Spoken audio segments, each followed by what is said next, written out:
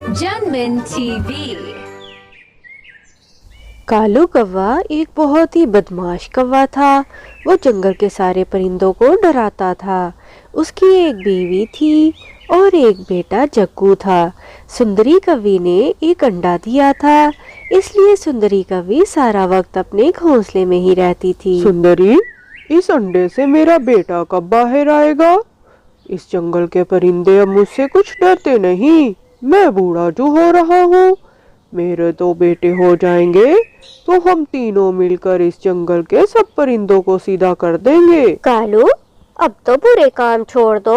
अब तो तुम बूढ़े हो गए हो और तुम्हें क्या पता इस अंडे से बेटी कौवी आएगी या बेटा कौवा आएगा। इस तरह की बातें मत किया करो। जैसा तुम्हारा रंग काला है वैसी ही तुम मनूस बातें करती हो। मुझे तो बस बेटा ही चाहिए। मुझसे नहीं सुनी जाती तुम्हारी ये काय काय। मैं तो जा रहा हूँ जंगल में जरा घूमने फिरने। और फिर कालू कौवा जंगल के परिंदों से खाना छीनने, उनको तंग करने के लिए चला जाता है। ये कालू भी बहुत जालिम बाप है। एक बेटे के होते हुए भी इसको फिर से बेटा ही चाहिए। मुझे तो एक प्यारी सी बेटी चाहिए, उसका नाम मैं गौरी रखूंगी। और कुछ दिनों के बाद सुंदरी कवि के अंडे से एक बेटी कौवी निकलती है। माँ, आप मुझे दुखी लग रही हैं। मैं देर से आई हूँ इसलिए आप दुखी है ना? मैं तो 2 दिन से अंडा तोड़ने की ट्राई मार रही थी मगर ये तो टूट ही नहीं रहा था। सुंदरी की बेटी अभी उससे बात कर ही रही थी कि कालू कौवा वापस अपने घोंसले में आ जाता है और घोंसले में एक कौवी को देखकर बहुत ही गुस्सा हो जाता है। कालू, तुम आ गए। देखो, हमारे अंडे से बेटी कौवी निकली है। मैं तो बहुत ज्यादा खुश हूँ। चुप कर जा सुंदरी। जैसी तू काली है वैसी ही तेरी बेटी भी काली है। मुझे तो ये बिल्कुल अच्छी नहीं लग रही। अरे पापा, मैं कौवे की बेटी हूँ तो काली ही होंगी ना। मैं कबूतर की बेटी थोड़ी हूँ जो गोरी चिट्टी होगी। चुप कर जा मेरी प्यारी बेटी। इस कालू का तो बुढ़ापे में दिमाग खराब हो गया है। और फिर रात हो जाती है। सुंदरी कवि अपनी बेटी और जग्गू को लेकर सो जाती है, मगर कालू कौवे को तो नींद ही नहीं आ रही थी। वो इस बेटी से जान छुड़ाने के बारे में सोच रहा था। बेटा होता तो मेरा साथ देता। हम जंगल के परिंदों से छीन कर खूब मजे से खाना खाते। अब इस बेटी का मैं क्या करूं? इन सब का पेट मैं कैसे पालूंगा? ऐसा करता हूँ, कल सुबह इसको ले जाकर पहाड़ों पर चील के आगे डाल दूंगा। कालू अपनी बेटी को मारने का प्लान बनाकर खुद भी सो जाता है। सुंदरी, तुम कितने दिनों से घोंसले में ही हो? देखो तो कैसी बदबू आ रही है तुमसे। जाओ, तुम जाकर नदी पर नहा आओ। मैं अपनी बेटी गौरी को लेकर इसको खाना खिला लाता हूँ। कालू, मुझसे बच के रहना। तुम्हारी बदतमीजियाँ बहुत बढ़ती जा रही है। मुझसे बदबू आ रही है। खुद तो तुम बड़ी खुशबुएं बिखेर रहे हो। और फिर सुंदरी कवि नदी पर नहाने के लिए चली जाती है और कालू कौवा अपनी बेटी को ठिकाने लगाने के लिए उसे अपने साथ पहाड़ों की तरफ लेकर चला जाता है। और जब भी कालू कौवा पहाड़ों के करीब पहुंचकर अपनी बेटी को बिठाकर कुछ सोच ही रहा होता है कि वहां पर रानो चिड़िया और कबूतर आ जाते हैं। कालू, तुम्हारा तो बेटा है ना? ये कौन है? तुम्हारी तरह ही लग रही है। तुम्हारी बेटी है क्या? हाँ कालू भैया, ये मेरी ही बेटी है।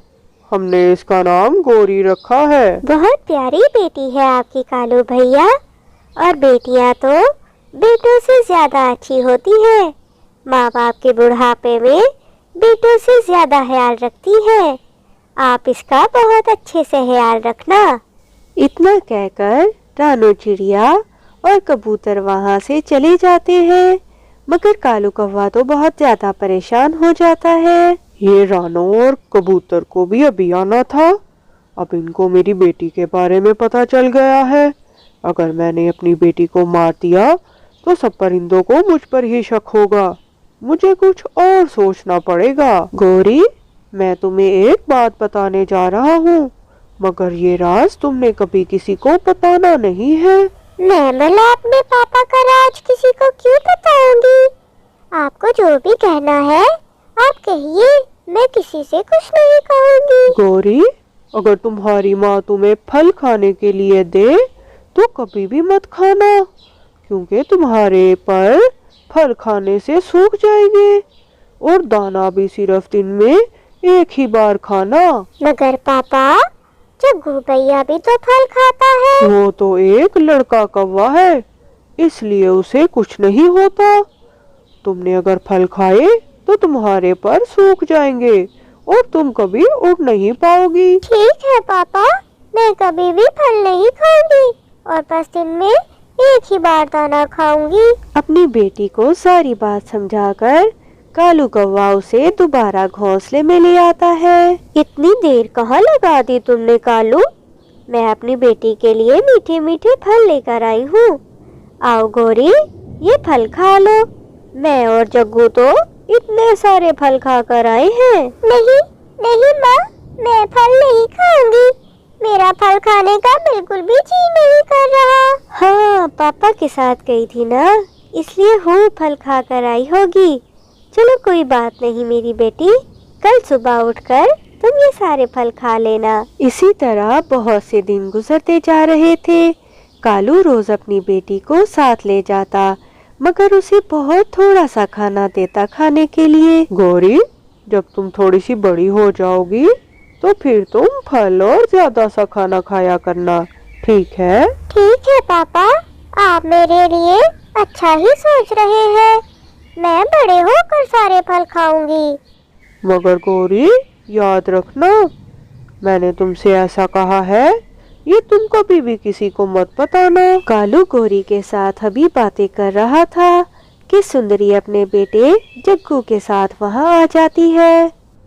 कालू, हमारी बेटी गौरी दिन ब दिन पता नहीं क्यों इतनी कमजोर होती जा रही है। मैं इसे बुलबुल डॉक्टर के पास लेकर जा रही हूँ, चलो तुम भी हमारे साथ। अरे कुछ नहीं हुआ गौरी को, बच्चे ऐसे ही होते हैं, छोड़ो इसे मत लेकर जाओ। सुंदरी कालू की कोई बात नहीं मानती और अपनी बेटी गौरी को लेकर बुलबुल डॉक्टर के पास आ जाती है। बुलबुल दीदी, मेरी बेटी को क्या हुआ है? ये दिन ब दिन इतनी कमजोर क्यों होती जा रही है? कुछ नहीं हुआ तुम्हारी बेटी को सुंदरी, मैं मेडिसिन दे रही हूँ, घर जाकर इसको दे दो। इसके जहन में कोई डर बैठ गया है और कोई बात नहीं। मुझे तो ये बेटी किसी सूरत भी नहीं चाहिए, ये फूल बहुत जहरीले हैं, मैं ले जाकर गौरी की दवाई में मिला दूंगा, इस तरह वो मर जाएगी और किसी को मुझ पर शक भी नहीं होगा। सुंदरी अपनी बेटी गौरी की मेडिसिन लेकर घोंसले में आती है और कालू कौवा भी वो जहरीले फूल लेकर घोंसले में आ जाता है। कालू, मैं तो बहुत ही ज्यादा थक गई हूँ आज, मैं नदी पर पानी पीने जा रही हूँ। मैं भी आज बहुत थक गया हूँ सुंदरी, मुझे भी बहुत प्यास लगी है, चलो आओ दोनों इकट्ठे चलते हैं नदी पर। कालू और सुंदरी बच्चों को अकेले छोड़कर नदी पर पानी पीने चले जाते हैं, मगर उनके जाते ही उनका बेटा जग्गू वो जहरीले फूल खा लेता है और वो मर जाता है। कालू और सुंदरी ये देखकर बहुत ज्यादा रोते हैं। तब कालू को ये समझ आ जाता है कि जब तक ऊपर वाला ना चाहे हम किसी को नहीं मार सकते। कहानी अच्छी लगी है तो लाइक करो और मजे की कहानियाँ देखने के लिए चैनल को सब्सक्राइब करो।